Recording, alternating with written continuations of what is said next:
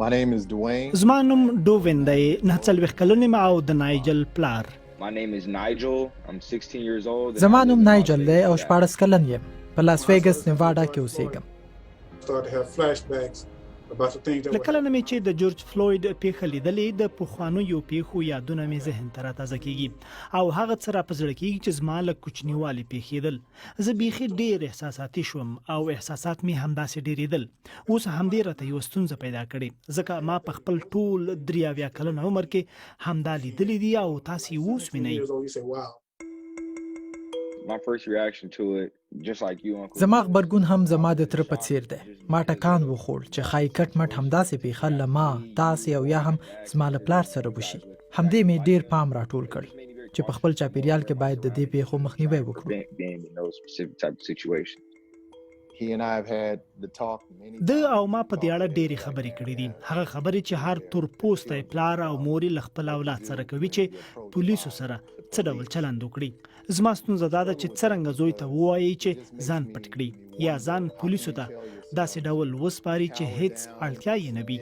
That's a hard thing for me to see. زما لپاره ګرانه ده چې وراره مې خپل زوی سره دغه ډول خبرې وکړي.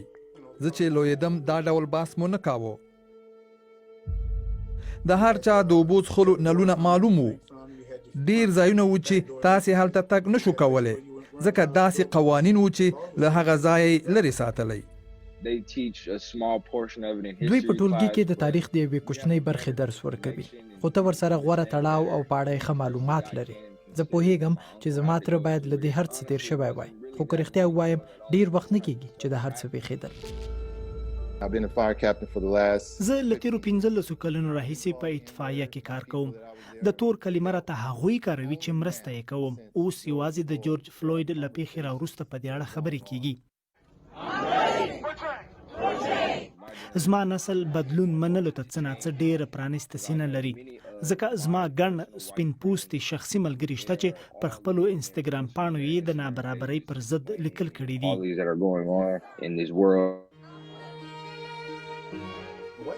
سپین پوستي د جورج د پېښې پر بنسټ زموږ خبره اوري. هغوی د هغه څه اورېدو ته غوږ دي چې له 400 کلونو یې وایو.